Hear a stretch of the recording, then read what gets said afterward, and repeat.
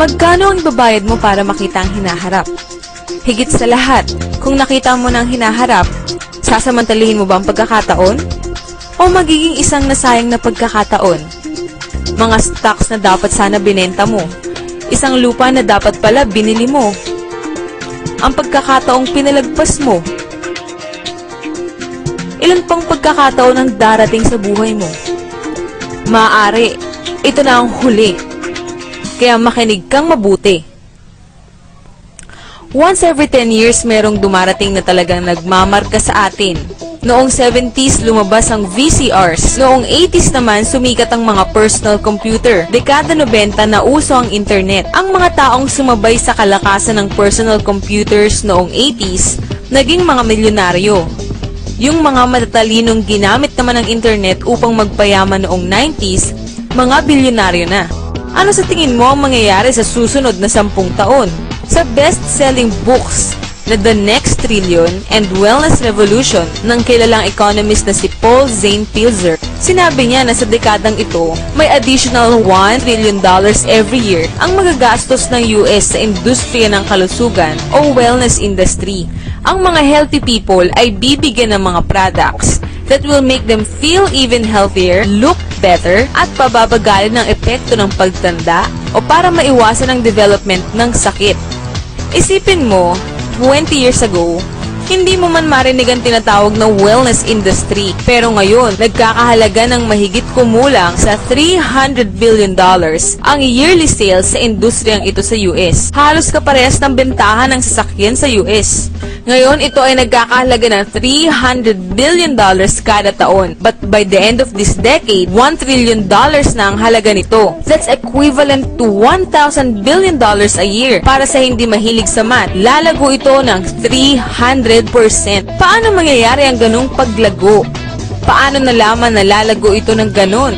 Dahil yan sa mga baby boomers. Naririnig mo na sila this past 20 years. Sila ang mahawak ng ating economy for over 20 years. Ito na ang tamang panahon para makasama ka dito. Ang mga baby boomers ay umiidad 40s and 50s. Ito ang mga taon ng kalakasan ng kanilang pagkita. Mas maraming dollars at maraming panggastos. Ang mga boomers ang nagpalago sa housing industry, SUVs, personal computers at internet. In short, ang mga baby boomers ang bumubuo sa 6 trillion ng $12 trillion economy ng US. Although less than 30% sila ng US population, binubuo nila ang kalahati ng gross domestic product ng US. Higit sa lahat, nakahanda silang magdagdag ng 1 trillion sa $6 trillion na ginagastos nila para mapanatili ang isang bagay na higit pa sa kanilang SUV, kondo o computer man.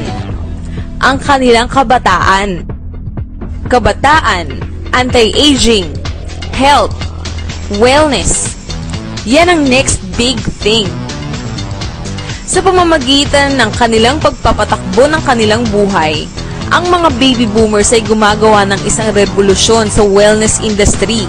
At ito ay mabilis na nangyayari. Tignan mo lang kung paanong ang mga pagbabagong inaabot dati ng mga 10 taon, ngayon nangyayari na lang in a few years or less. Nung maimbento ni Henry Ford ang Model T noong 1908, inabot ng 70 years bago naging $1 trillion ang industriya ng mga sasakyan. Nang ilabas ng IBM ang pinakaunang personal computer noong 1981, inabot lang ng 10 years upang maging $1 trillion ang computer industry at malagpasan ang industriya ng mga sasakyan. Ngayon, lalagpasan pa ng wellness industry ang $1 trillion sa susunod lamang na 5 taon. $1 trillion. That's $2.7 billion every day, $114 million every hour, $1.9 million every minute. Noong 1990s, umakyat ang bilang ng mga pamilyang milyonaryo sa US. Mula 3.6 million, naging 7.2 million millionaire families. Ang prediction ng ekonomistang si Pilzer, madaragdagan ng another 3.6 million families ang magiging millionaire sa susunod na 5 taon. Marami sa kanila magmumula sa wellness industry. Paano ka makakasama sa paglagong ito? May 4 kang paraan. Una, bilang isang practitioner. Ikalawa, bilang isang manufacturer. Ikatlo, bilang isang retailer. O pang-apat, bilang isang distributor. Ang mga practitioners gaya ng mga doktor, massage therapists, chiropractors at naturopathic healers ay may malaking pag-asang yumaman. Yan ay kung kaya nilang bayaran ng kanilang mga personal loans, insurance companies at iba't ibang hulugan. At kung kaya nilang ipagpalit ang oras at panahon nila kahit sa kanilang pamilya para sa pera. Maganda rin maging isang manufacturer. Iyan ay kung may daan-daang milyon ka pang invest sa infrastructures, patents, research, shipping and receiving at kung ano-ano pa. Retailing, tignan natin.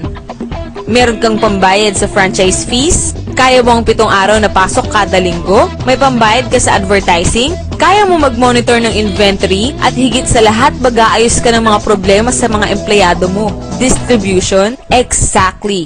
Dahil ang pinakamalaking kayamanan nitong mga nakalipas na 3 dekada ay nanggaling sa mga taong natutong husayin ang pamamaraan ng distribution ng mga bagay-bagay kesa husayin ang pamamaraan ng paggawa ng mga bagay.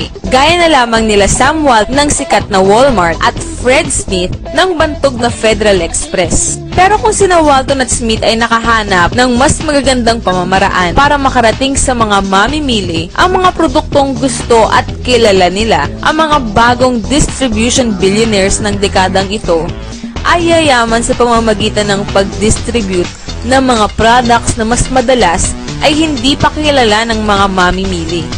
Ang mga bagong distribution billionaires gaya nila Jeff Bezos ng Amazon.com ay yumaman sa pamamagitan ng pag-educate sa mga mamimili tungkol sa mga bagong products at bagong pamamaraan ng pag-distribute ng mga produkto. Ito ay tinatawag na business at the speed of thought. Better products, better distribution, mas maganda ang opportunity. Bakit? Dahil mayroong 78 million baby boomers na may $1,000 billion in cash na handang gumastos. Gusto nilang mag-drive ng sports cars, mamasyal, mag-enjoy, ayaw nilang tumanda, at handa silang gumastos para lamang manatiling bata, malusog at puno ng buhay. Sa susunod na 5 taon, ang mga US baby boomers ay gagastos para sa mga produktong may kinalaman sa kalusugan. Mula $300 billion ngayon hanggang $1 trillion every year. Handa ka ba? Ang mga taong nagparinig sa iyo ng video na ito ay magpapakilala sa iyo ng isang pamamaraang subok na at successful. Isang pagkakakitaang pwede mong gawing part-time sa bahay na walang involved na malaking investment, walang mga empleyado, at walang sakit ng ulo, hindi gaya ng traditional na negosyo. Isang negosyo na sa iyong spare time, pwede kang kumita mula ilang daang piso hanggang daang libong piso kada buwan. At dahil isang negosyong pwedeng gawin sa bahay, madaragdagan ka ng kita dahil sa mga matitipid mo sa tax. Imagine 1980 ngayon, 25-year-old pa lang si Bill Gates at naghahanap siya ng mga taong makakasama niya sa kanyang bagong itatayong kumpanya. Inaakala niyang magiging isang malaking negosyo ang personal computers. Ikaw, ano naman ang gagawin mo sa panahon ngayon? Tandaan, si Sam Walton ay nagsimula ng Walmart noong siya ay 44 years old. By age 61, siya ng pinakamayamang tao sa mundo. Ikaw, anong excuse mo? One thing is for sure, kung napanood mo ang video na ito at kung nakinig ka, hindi mo pwedeng sabihin na hindi mo ito nalaman. Kapag ang mga anak mo at mga apo mo nagtanong tungkol sa mga naging mayaman noong early 21st century, anong sasabihin mo sa kanila? Are you going to explain kung paanong sinamantala mo ang pagkakataon kaya't umasenso ka? O lagi ka nalang magdadahilan sa kanila kung bakit mahirap ang buhay ninyo? Ang mga impormasyon dito ay tunay. Ang timing ay tunay. Ilang pagkakataon pa ang darating sa iyo. Ano man ang gagawin mo, huwag na huwag mong palalagpasin ang isang ito.